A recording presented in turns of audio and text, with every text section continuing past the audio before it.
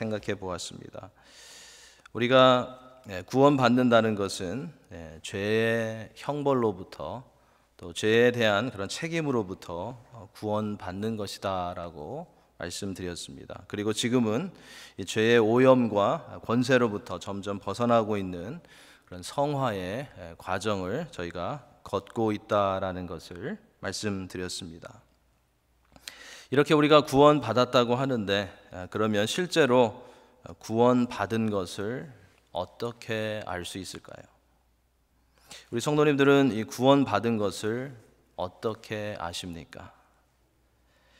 그냥 제가 느껴요 라고 하실 수도 있을 것 같고요, 또 마음이 기뻐요 라고 하실 수도 있을 것 같고, 사람들이 나를 보면서 당신은 거듭난 사람 같아요 라고 말한다고 그렇게 말하실 수도 있을 것 같습니다.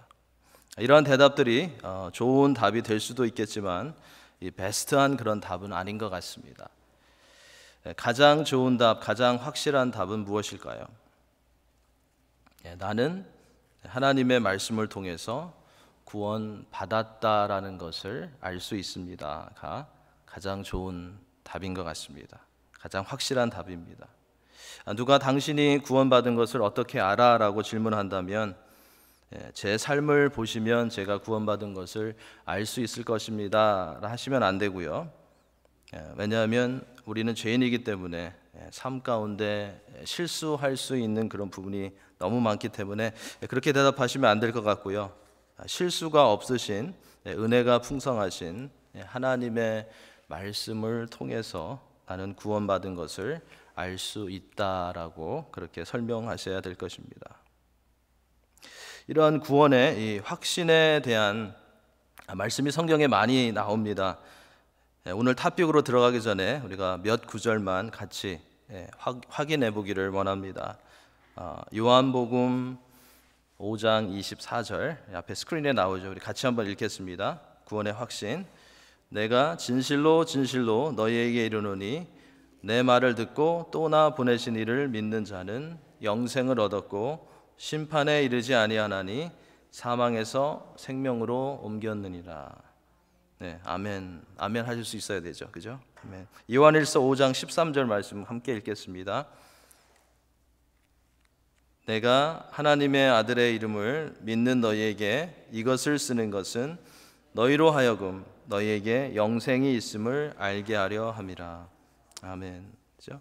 이 두 구절을 보면 예수님을 믿는 자는 이미 영생을 얻었다라고 말씀하고 있고요, 죄로 인한 심판에 이르지 않는다라는 것을 말씀하고 있습니다. 로마서 8장으로 가보겠습니다.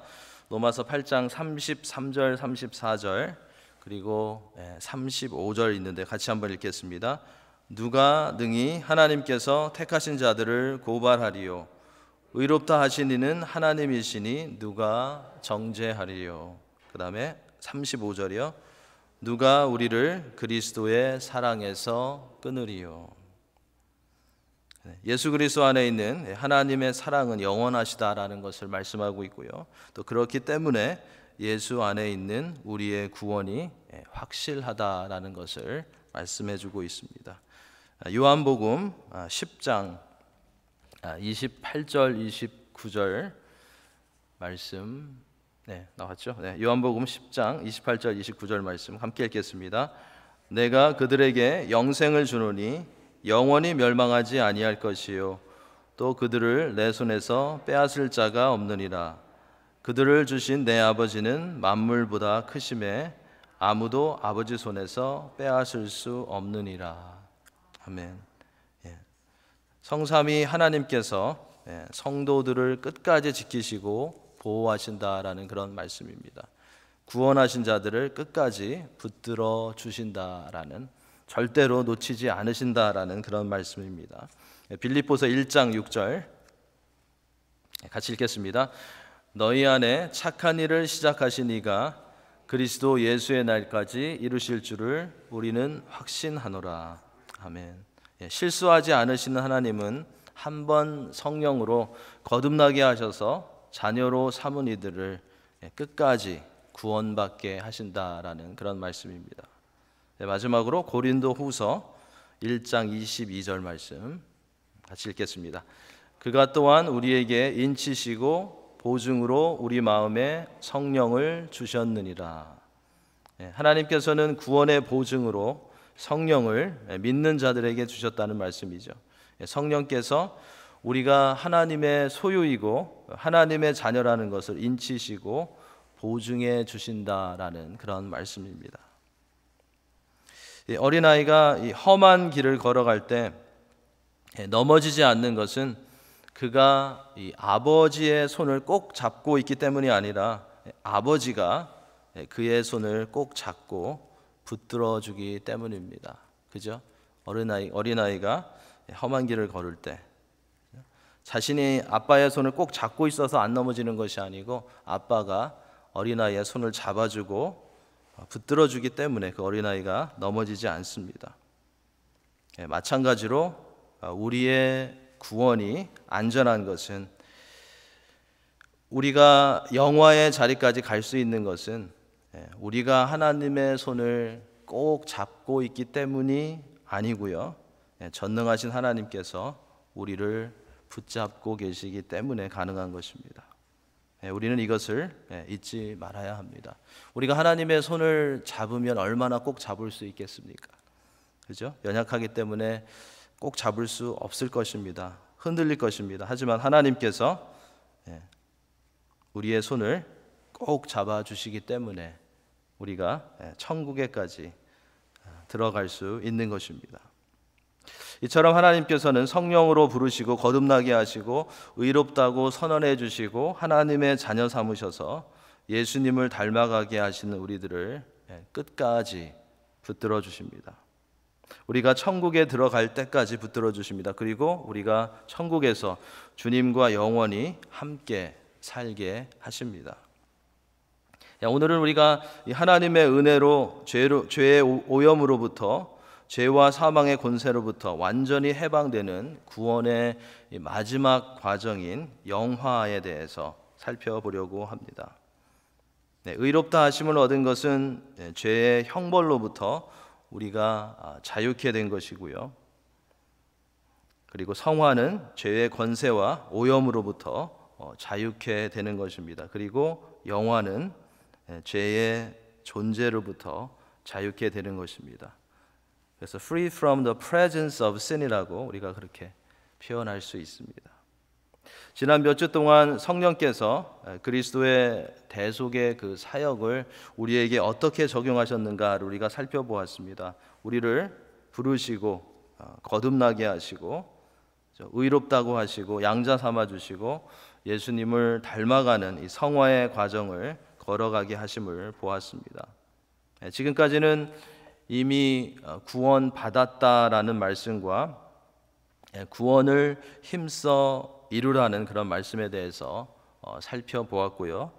오늘은 구원 받을 것이다라는 이 구원의 마지막 과정인 영화롭게 하심에 대해서 우리가 살펴보도록 하겠습니다.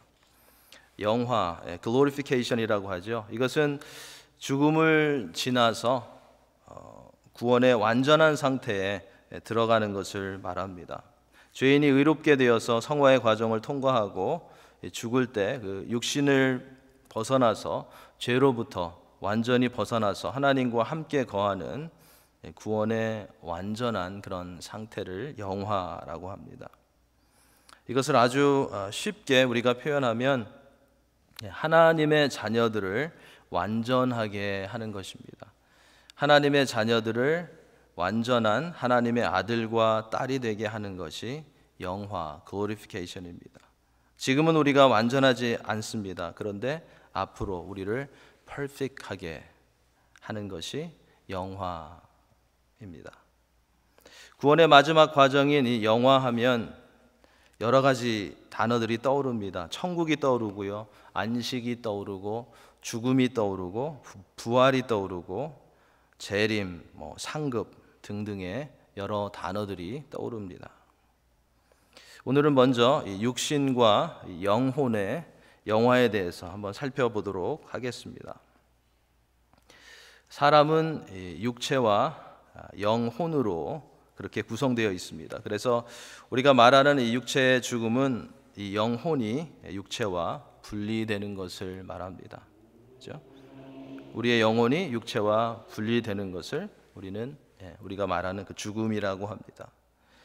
세상의 모든 사람들은 하나님의 때가 되면 반드시 육체의 생명이 끝나는 그 때를 맞이하게 됩니다. 우리가 잘 아는 구절들이 있죠. 히브리서 9장 27절 말씀이 있죠. 한 번 죽는 것은 사람에게 정해진 것이요. 그렇죠? 그리고 창세기 3장 19절 말씀, 너는 흙이니 흙으로 돌아갈 것이니라. 그렇죠? 누구든지 모두에게 이렇게 영혼과 육체가 분리되는 그런 죽음을 맞이하게 되는데, 그러면 그리스도인들은 어떻게 되는 것일까요? 그리스도인들의 몸과 영혼은 어떻게 되는 것일까요? 신자들의 영혼은 육체가 죽을 때 어떻게 될까요? 성도들의 영혼은 육신을 떠나서 완전히 성화되어서 하나님께로 가게 됩니다. 굉장히 혼동되는 그런 부분인데요. 성도는 육체가 죽을 때 우리의 영혼은 육체를 떠나서 성화되어서 하나님께로 가게 됩니다. 예수님께서는 함께 십자가에 못 박혔던 한 강도에게 이렇게 말씀하셨습니다. 오늘 내가 나와 함께 낙원에 있으리라. 그렇죠? 이것은 예수님을 믿는 사람이 죽으면 즉시 그 영혼은 천국으로 가게 된다라는 것을 말해주는 것입니다. 참고로 믿지 않는 자의 영혼은 어떻게 될까요? 육체와 분리된 후에는 지옥으로 가게 되고 그곳에서 고통을 받으면서 마지막 심판을 기다리게 됩니다. 누가복음 16장에 나오는 예수님께서 말씀해 주신 이 부자와 거지의 비유에서 이것을 우리가 볼 수가 있습니다. 누가복음 16장 22절에 보면 나사로라고 하는 이 거지는 죽었을 때 천사들에게 받들려서 아브라함의 품에 들어갔는데 이 부자는 죽어서 장사됨에 음부의 고통 중에 있게 되었다라고 그렇게 우리에게 설명해 주고 있습니다. 이처럼 성경에서는 몸을 떠난 영혼들이 가는 곳은 딱 두 곳이라고 말해주고 있습니다. 천국과 지옥만을 언급합니다. 천국과 지옥밖에 없습니다. 그런데 이 가톨릭 교회의 교훈에 따르면 신자가 죽으면 그는 중간적 처소에 들어간다고 합니다. 그 중간적 처소는 천국도 아니고 지옥도 아닙니다. 이것은 신자들이 자신들의 죄에 대해서 일시적으로 고난을 받는 곳이라고 하고요. 또 천국에 이르기 전에 영혼이 정화되고 다듬어지는 그런 장소라고 주장합니다. 연옥이라고 또 말합니다. 어떤 사람은 그곳에 오래 머물기도 하고 또 다른 사람은 그곳에 잠시 동안 머문다고 합니다. 그곳에 머무는 기간이 길고 짧은 것에 결정하는 그런 기준이 있는데, 그것은 타인을 위해서 얼마나 기도를 했는지, 또 타인을 위해서 얼마나 선행을 베풀었는지, 그리고 이 땅에 있는 사람들이 얼마나 그들을 위해서 헌물이나 그런 기도를 했는지가 기도 기준이 된다는 것입니다. 그래서 이 중세 시대에 크게 문제가 되었던 면죄부 같은 것이 나온 것입니다. 면죄부를 사면 죄 사함을 얻는다라는 것을 그들은 가르쳤던 것입니다. 그래서 루터는 이런 말을 했습니다. 죄는 금전으로 소멸하는 것이 아니라 진정한 회개를 통해서 사하여지는 것이다. 그죠? 굉장한 말이죠. 굉장히 성경적인 말이죠. 죄는 금전으로 소멸하는 것이 아니라 진정한 회개를 통해서 사하여지는 것이다. 이것을 주장하면서 교황과 맞서며 루터는 종교 개혁을 했던 것입니다. 이러한 연옥이라든지 어떤 행위나 물질로 영혼을 정화한다는 그런 주장이 성경의 가르침과 가장 크게 부딪히게 되는 것은 인간의 죄를 위해서 받는 형벌을 단축시킬 수 있는 것, 또 해결할 수 있는 것은 오직 한 분 예수 그리스도밖에 없기 때문입니다. 그래서 성경적이지 않는 그러한 가르침이고 그러한 주장입니다. 그래서 죽은 사람의 영혼이 더 좋은 곳에 가게 해달라고 헌금을 하기도 하고 기도하기도 하는 것은 잘못된 것이고요. 죽은 사람의 죄가 조금이라도 가벼워지게 하기 위해서 우리가 할 수 있는 것은 아무것도 없는 것입니다. 생명이 있을 때 예수 그리스도를 믿는 것이 죄의 형벌로부터 구원을 받고 천국에 갈 수 있는 유일한 그런 길인 것입니다. 이와 같이 성도의 영혼은 육체와 분리되는 즉시 성화되어서 하나님께로 간다라는 것을 기억하시기 바랍니다. 그러면 성도의 육체는 어떻게 되는 것일까요? 성도가 육체의 죽음을 맞이하는 순간 영혼은 하나님께로 가지만 육체는 다 아는 대로 그죠? 땅에 묻혀서 흙으로 돌아갑니다. 그러나 육신이 흙으로 돌아가서 그냥 없어지는 것이 아니라 예수님께서 재림하실 때 성도의 몸은 전능하신 하나님의 능력으로 부활하여서 그 몸까지 구원을 얻게 되는 것입니다. 현재 우리가 가지고 있는 이 육신은 우리가 예수님을 믿는다고는 하지만 죄악의 그런 성질이 남아 있습니다. 그렇죠? 다 어그리하실 것 같아요. 그죠? 우리 자신이 이것을 너무나도 잘 알고 있습니다. 예수님을 믿지만 우리의 육신은 죄악의 성질이 아직도 많이 남아 있습니다. 그리고 우리의 육체는 연약하고 썩어질 그런 육체이기 때문에 영원한 하나님의 나라를 유업으로 받을 수가 없습니다. 우리가 가지고 있는 몸으로 그대로 제가 이런 생각을 해봤습니다. 우리가 지금 가지고 있는 그런 몸으로 그대로 천국에 가면 어떻게 될까? 아마도 피곤해서 한 시간도 못 버틸 것 같습니다. 이 땅에서 아무리 건강한 몸이라고 해도 천국에서는 예수님께서 인도하시는 그런 스케줄에 따라 갈 수가 없을 것입니다. 도저히 피곤해서 견딜 수가 없을 것 같습니다. 그래서 성도들에게는 천국에 거할 수 있는 새로운 그런 몸이 필요한 것입니다. 이처럼 성도의 구원은 영혼의 구원뿐만 아니라 육체의 구원까지 포함됩니다. 성도의 몸은 그리스도께서 재림하실 때 완전히 거룩한 몸으로 부활해서 영화롭게 되는 것입니다. 고린도전서 15장 51절부터 53절 사이에서 이것을 잘 보여주고 있습니다. 고린도전서 15장은 부활장이죠. 제가 읽겠습니다. 우리가 다 잠잘 것이 아니요 마지막 나팔에 순식간에 홀연히 다 변화되리니 나팔 소리가 나매 죽은 자들이 썩지 아니할 것으로 다시 살아나고 우리도 변화되리라. 이 썩을 것이 반드시 썩지 아니할 것을 입겠고 이 죽을 것이 죽지 아니함을 입으리로다. 그러면 이 성도의 영화된 완전히 거룩해진 몸은 구체적으로 어떤 몸일까요? 우리가 입게 될 몸은 어떤 몸일까요? 오늘 우리가 읽은 그 본문 말씀에서 이것을 잘 설명해 주고 있습니다. 고린도전서 15장 42절부터 44절 제가 다시 한번 읽겠습니다. 스크린 같이 한번 읽을까요? 한 목소리로 읽겠습니다. 죽은 자의 부활도 그와 같으니 썩을 것으로 심고 썩지 아니할 것으로 다시 살아나며 욕된 것으로 심고 영광스러운 것으로 다시 살아나며 약한 것으로 심고 강한 것으로 다시 살아나며 육의 몸으로 심고 신령한 몸으로 다시 살아나나니 육의 몸이 있은즉 또 영의 몸도 있느니라.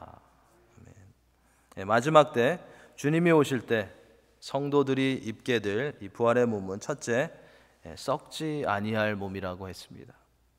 현재 우리가 가지고 있는 몸은 언젠가는 썩어질 그런 육체입니다. 그러나 앞으로 부활할 몸은 썩지 않고 병들지 않고 영원히 죽지 아니하는 그러한 몸입니다. 잘 실감이 안 나요, 그죠? 네. 근데 굉장히 병들지 않고 영원히 죽지 않는 몸, 한번 상상해 보시기 바랍니다. 둘째로 성도들이 입게 될 부활의 몸은요, 영광스러운 몸이라고 말씀하고 있습니다. 현재 우리가 가지고 있는 몸은 죄를 짓는 몸이고 죄의 영향력을 받는 그런 몸입니다. 그런데 앞으로 받게 될 새로운 몸은 죄를 짓지도 않고 악을 행할 수도 없는 해와 같이 빛나는 영광스러운 그런 몸이라는 것입니다. 죄가 없는 완전한 그런 몸이라는 것입니다. 셋째로 우리가 받게 될 몸은요, 입게 될 몸은 강한 몸이라고 말씀하고 있습니다. 현재 우리의 몸은 약한 몸입니다. 피곤하고 병들기 쉬운 연약한 그런 육체입니다. 우리는 사람의 몸이 얼마나 약한지 코비드를 통해서 지금 몇 년 동안 체험하고 있습니다. 그러나 앞으로 우리가 받게 될 몸은 아주 강한 그러한 몸입니다. 요한계시록 7장 16절에 이런 말씀이 있습니다. 그들이 다시는 줄이지도 아니하며 목마르지도 아니하고 해나 아무 뜨거운 기운에 상하지도 아니하리니. 자, 우리는 이미 이 구약에 나오는 다니엘의 세 친구들이 평소보다 7배나 뜨겁게 한 풀무불 가운데 던져졌지만 전혀 몸이 상하지도 않고 머리털도 끓이지 아니한 것을 보았습니다. 이와 비슷한 그런 강한 몸을 우리가 입게 된다는 것입니다. 넷째로 이 성도들이 받게 될 부활의 몸은요, 신령한 몸이라고 또는 영의 몸이라고 그렇게 말씀하고 있습니다. 예수님께서는 부활하신 후에 신령한 몸으로, 영의 몸으로 문을 잠그고 두려움 가운데 있는 제자들이 있는 그런 장소에 들어가셨습니다. 그 장소에 예수님께서 나타나셨습니다. 신령한 몸, 영의 몸으로 나타나신 것입니다. 예수님께서 장사한 지 3일 만에 무덤에서 살아나셨는데 그때 무덤이 어떻게 되었습니까? 어떻게 되었죠? 무덤이? 무덤 문이 열려 있었습니다. 그런데 예수님의 부활하신 몸은 무덤 문이 꼭 열려 있어야지 그곳에서 나올 수 있는 그런 몸이 아니었습니다. 무덤을 막고 있던 돌을 천사들이 굴려놓았다라는 말씀이 있는데, 무덤을 막고 있던 돌을 천사들이 굴려놓은 것은 예수님이 다시 살아나셨다는 것을 보여주기 위해서 한 것이지 예수님을 무덤에서 나오게 하기 위해서 한 것이 아니었습니다. 이와 같이 성도들의 부활할 몸도 이 공간의 제한을 받지 않는 그러한 신령한 몸입니다. 성도는 예수 그리스도와 연합되어 있기 때문에 예수 그리스도와 같은 신령한 몸으로 부활하게 될 것입니다.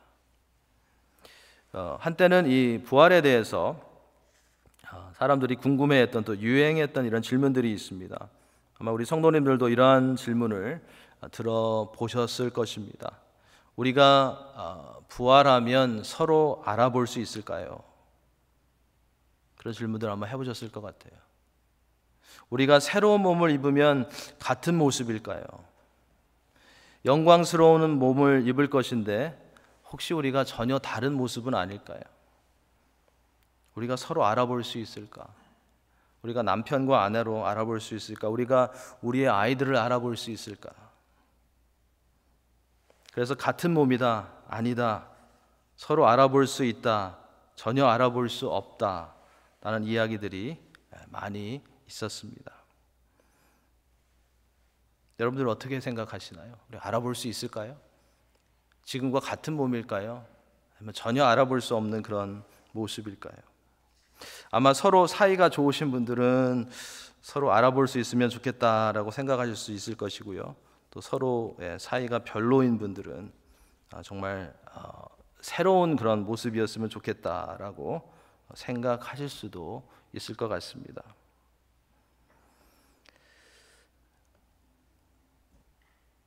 여기에 대한 성경적인 그런 답을 드리겠습니다. 우리가 입게 될 영생으로서의 그런 부활의 몸은 예수님께서 입으신 부활의 몸과 거의 비슷하다고 보면 우리가 될 것 같습니다.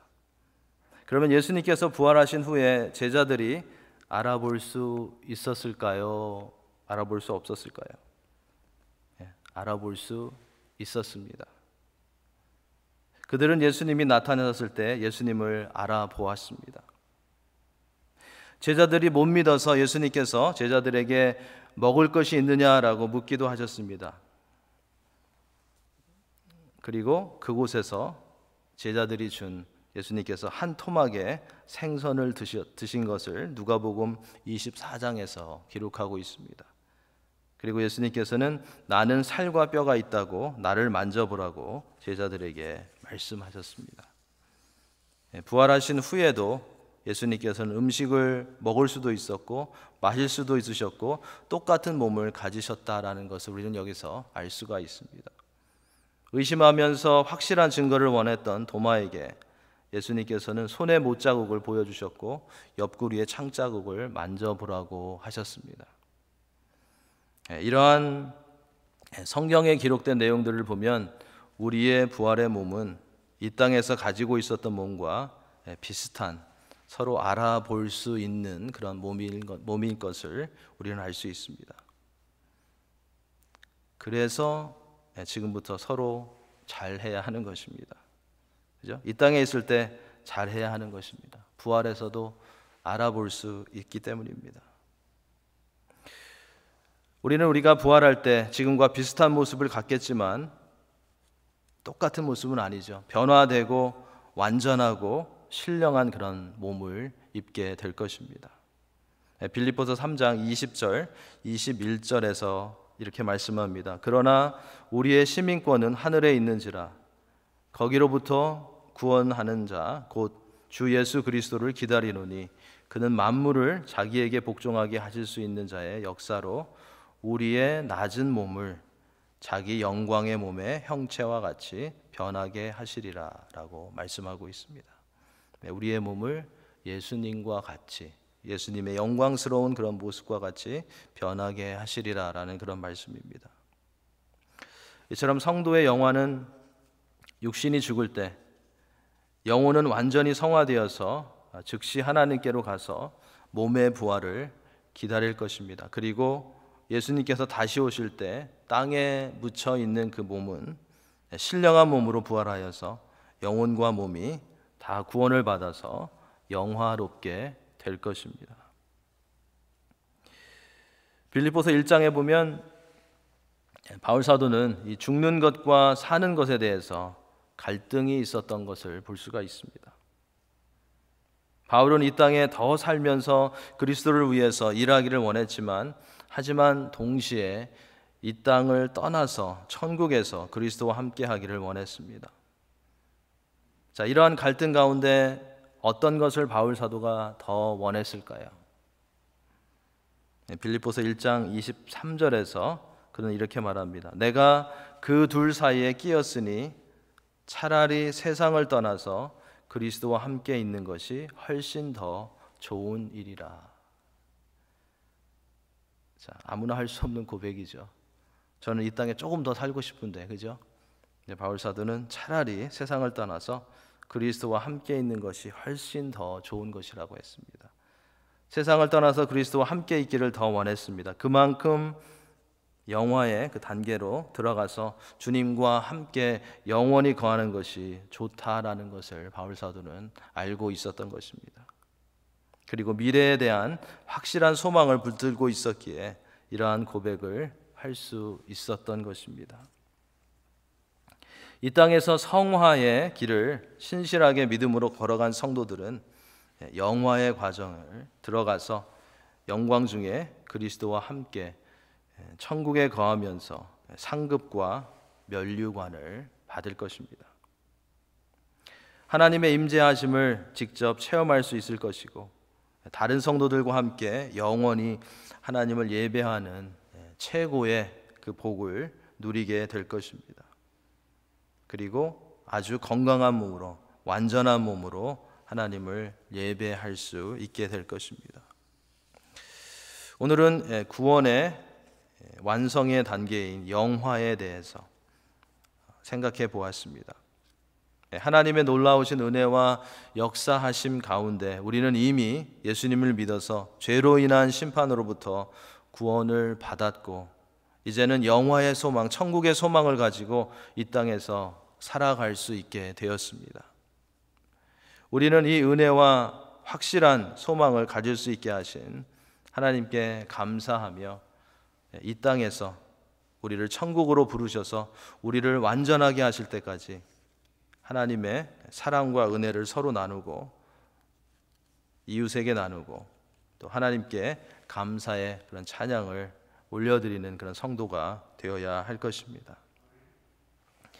오늘도 십자가로 나아가심으로 우리를 죄의 심판에서 구원해 주신 예수님의 희생에 감사하고 지금도 우리를 조금씩 변화시켜 가시는 성령님의 역사하심에 순종하시고 또 앞으로 우리를 완전케 구원하신다라는 하나님의 소망의 말씀을 붙드심으로 모든 일에 모든 상황 가운데 인내하시며 승리하실 수 있는 우리 성도님들이 다 되시기를 예수님의 이름으로 간절히 축원합니다.